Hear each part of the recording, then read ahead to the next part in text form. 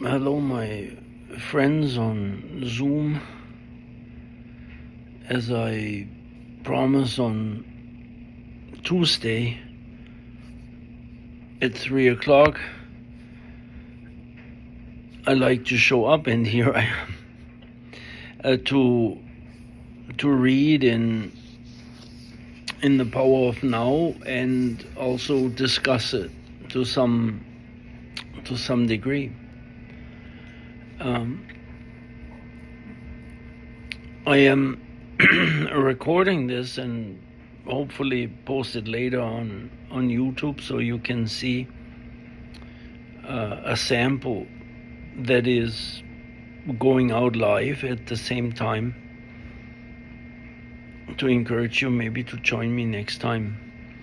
You know, as I pick up the power of now, and here it is, Eckhart Tolle's book. I wanted to open it like I have done in the past and then start, but I'm looking at this cover and I'm figuring, well, here it is, The Power of Now, a guide to spiritual enlightenment, Eckhart Tolle.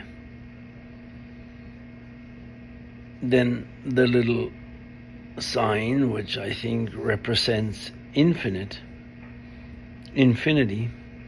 Infinity means not time going on and on and on and on. It means the absentee of time. The absentee of time refers to the timeless now.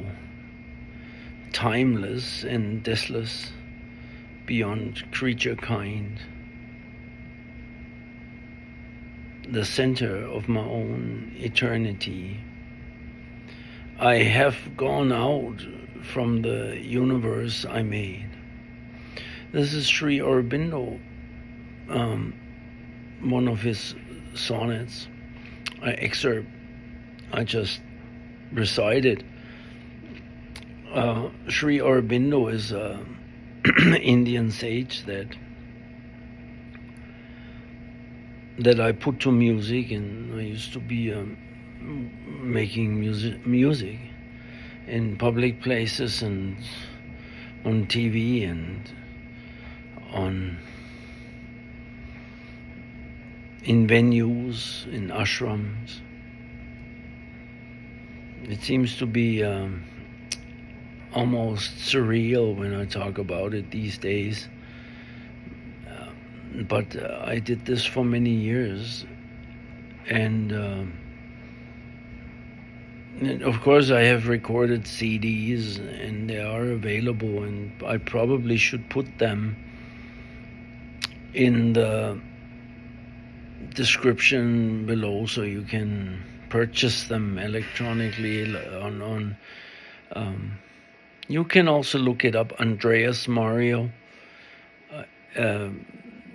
It is on Spotify, it is on what is it, Apple Play or the Apple Music, all these sites, it's everywhere. But I wanted to start with the cover, and then it comes. Eckhart prints that on the outside of his cover. In the power of now, author sage Eckhart Tolle uses words to guide readers beyond words, pointing to the portals of the eternal present. This practical, mystic, modern gospel offers transcendent truths that sets us free. Dan Millman, author of Everyday Enlightenment and the Laws of Spirit. Well, Eckhart obviously found that good that he puts that on the outside of his book.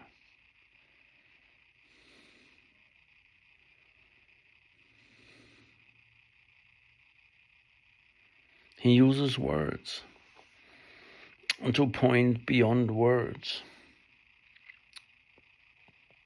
pointing to the portals of the eternal presence.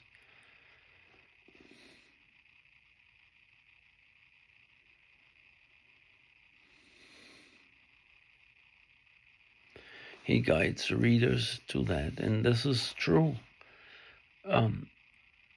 If you are using words to point beyond themselves, words in itself don't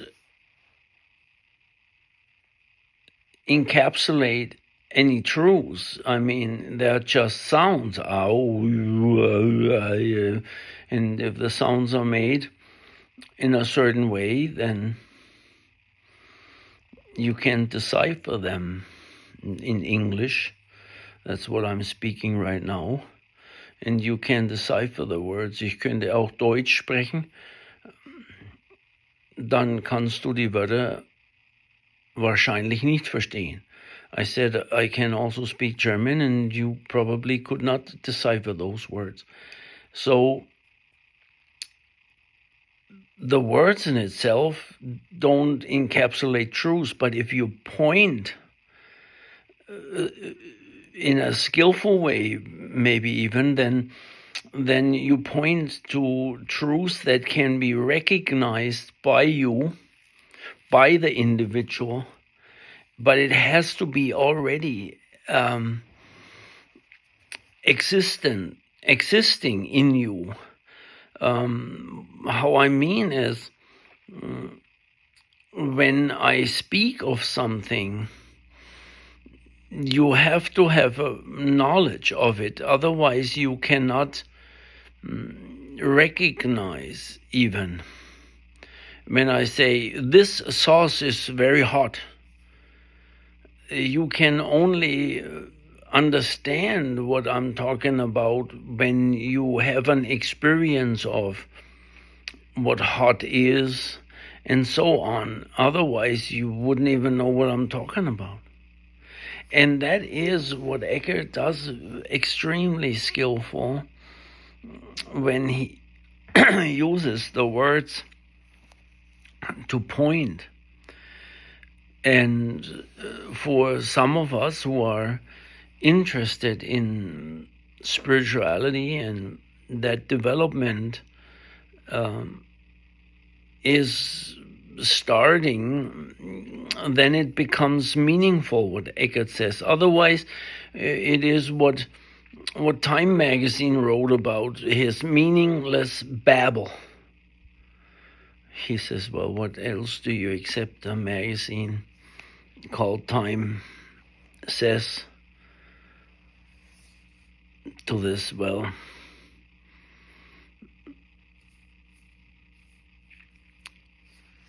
for me, it is not meaningless. It is very, very meaningful. It shifted my world, and it helped me.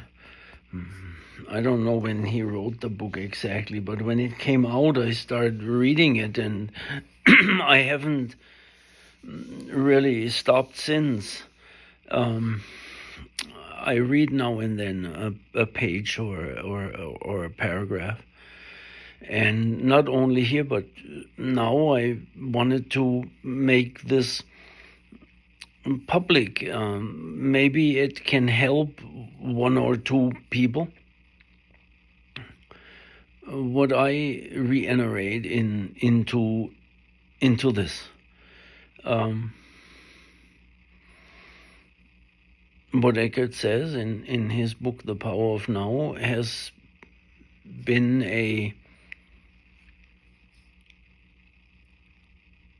it has to be a truth that is recognized in the same sense if that when I'm speaking something else, you recognize it has something in you already. Otherwise, you cannot take it, what he says. Anyway, that is what I have to say to the cover so far.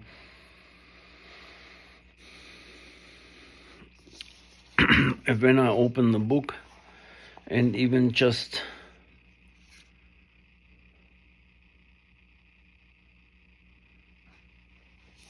one sentence often is enough for me to rattle my cage enough. But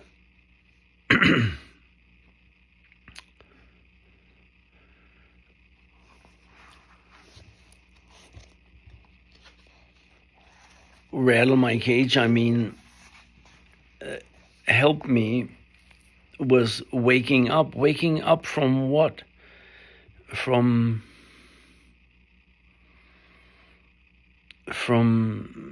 the being asleep in this you have heard of lucid dreaming. You can also have a lucid dream being alive. It is awake, a dream of. Jesus says, I would like you guys to his disciples to have a full life and a abundant life. And he didn't mean to have a great life in the shopping malls, the full life, the depths of life. And the depths of life needs you to wake up from the dream of life. And when I say dream of life, I mean past and future, that constantly past and future, the incessant stream of mind that in most of us keeps 24/7, and then we sleep also, and it's quiet, we wake up and boom, it's often there. But the incessant stream, a lot of people are still not even aware that they don't have to believe every thought that comes there. They're not aware that there is an incessant stream of mind. They're so in it that they become it and believe or not believe, but the mind does all that. On the level of mind, they never leave. The believing and the non-believing is also done on the level of mind. But you can step out of it. What actually helps greatly stepping out of it is Byron Katie's work, and she calls it the work. Byron Katie is a master in saying things in one sentence or even sometimes one word. It's amazing how powerful she does that. And here it is again, the work.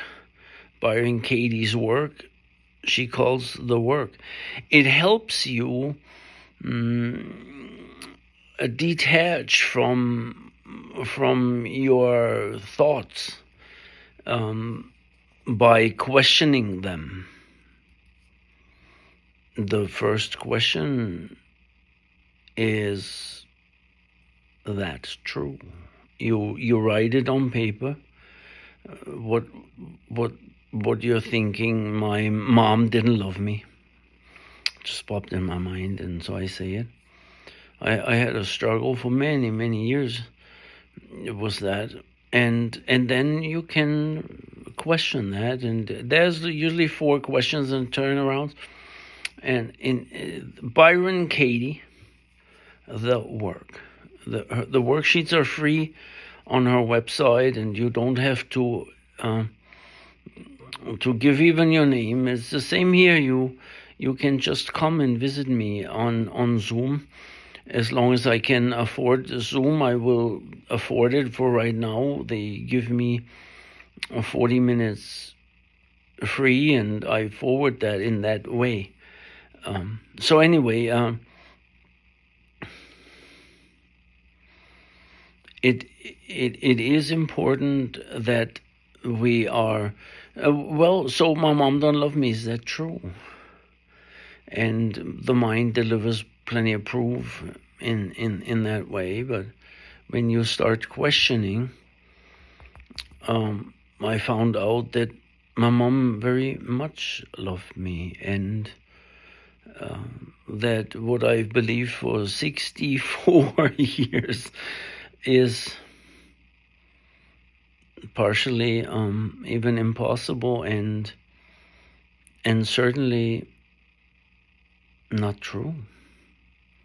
But yet, I didn't speak to my mother for 40 years. Well, it was. Now she passed, and I speak more to her than ever before. Kate says people can't leave you there; they live in you, in your mind.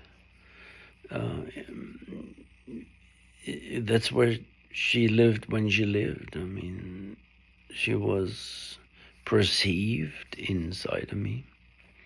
Anyway, I don't want to talk now. This is about reading in the power of now, but actually, as I talk about Kate, it does not limit itself to talk only about the power of now. It limits itself.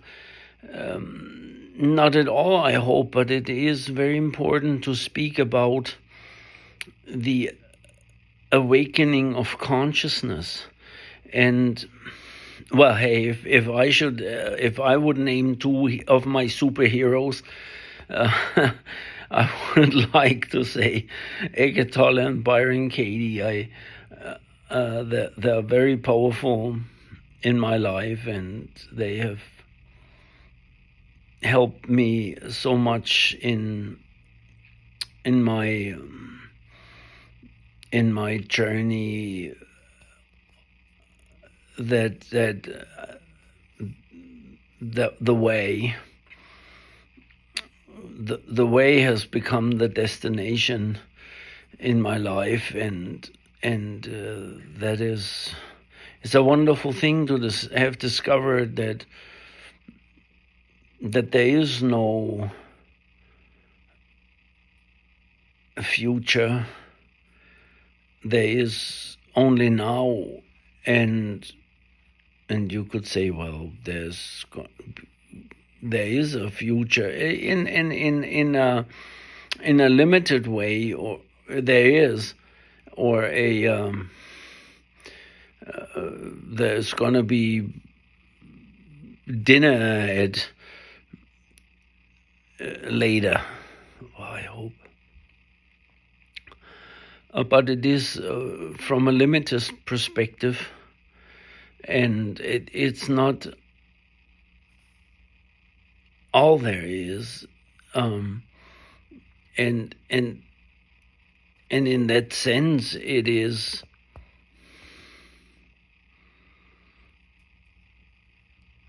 very helpful if I say, oh, it's 6 o'clock, it's dinner, so we can make an appointment and eat and be all here and meet at 6 o'clock. But much more time is not really helpful, and the future is not existing in that sense, that it is much more helpful than make appointments and arrangements. What is truly existing is this moment, and it is only this moment, in this moment, that it's not this moment and the next one and the next one. It's only this moment that exists.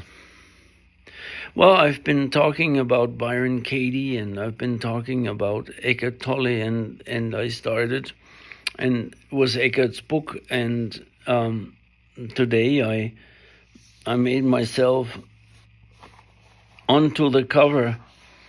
I'll just open the book, and he has these little signs in there. I open it, and any page is very, very powerful in this book. As you can tell, I certainly recommend. Mind strategies for avoiding the now, loss of now, the core delusion. even if I completely accept that ultimately time is an illusion? What difference is that going to make in my life? I still have to live in a world that is completely dominated by time. That is now Eckhart answers. Intellectual agreement is just another belief and won't make much difference to your life. To realize this truth, you need to live it. When every cell of your body is so present that you feel vibrant with life, and when you can feel that life every moment as the joy of being, then it can be said that you are free of time. But I still have to pay the bills tomorrow, and I'm still going to grow old and die just like everybody else. So how can I ever say that I am free of time? Tomorrow's bills are not the problem. The disillusion of the physical body is not the problem. Loss of now is the problem, or rather, the core delusion that turns a mere situation, event, or emotion into a personal problem and into suffering. Loss of the now is loss of being.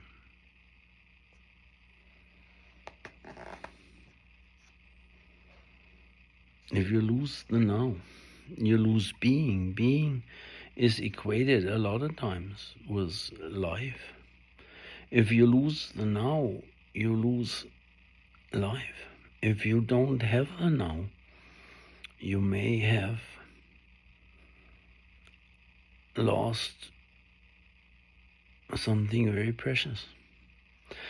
To be free of time is to be free of the psychological need of past for your identity and future for your fulfillment. If presence, the most profound transformation of consciousness that you can imagine, and it presents the most, in some rare cases, the shift in consciousness happens dramatic and radical, and once and for all. When it does, it usually comes about through total surrender in the midst of intense suffering. Most people, however, have to work at it. I'll stop here because he puts a point here. We have to work at it, but often suffering, even so we have to work at it, suffering may push you enough to that you feel a deepening might be desired and necessary. You might not want to dance around on the surface any longer. You might feel the shallowness of life is maybe not enough. It comes with age, typically, as far as I know, that you might think that another new car or another ring or another house or another shoes or a special food or another relationship is not bringing about what you are thirsty for, and you might look into teachings of the Buddha, of Byron Katie, of Eckhart Tolle that can deliver some depth. Now, if you're I didn't say Jesus, even so. Jesus is a powerhouse in my view, and there is tremendous knowledge and marvels in the Bible, but everything was the Bible and church and beliefs. It's really tough to dig through the layers of clutter that crept in over the years. If you go with a fresh one, a great soul like Eckhart or Kate, for example, you may have to. Ramakrishna was one of my ways in for a good long while. You may not have to go through that much bathwater, and sometimes you throw the bathwater out and the baby with it. But if you have a teacher that doesn't have that much clutter or overlay, then it's easier. But anyway, that might be a good start for today, or a good continuer for today on the power of now, and the talk about consciousness and becoming what Eckhart calls a teacher of presence is not something I really can become, but we all are. I would just like to bring some of my experience to some of you that may benefit. And one of the ways I try is this way. So if you had any benefit or success, some helping stepping stones, great. If not, just forget about it and try somebody else. I'm not the only one, obviously, that can. And sometimes we all talk about the same thing. It doesn't. There is only one God, or one consciousness, or one Buddha nature. And if you talk about it, well, then that's what you talk about. But the different angles, if people look from this side, from this side, from this side, some of them work better with you than others. But if this does anything for you, please see me again on Tuesday on Zoom or here. I post these videos for a little while regularly. I hope so. And and thank you for joining, for listening. Oh yes, and I forget on a regular basis, like and subscribe, but I'm getting better in repeating that.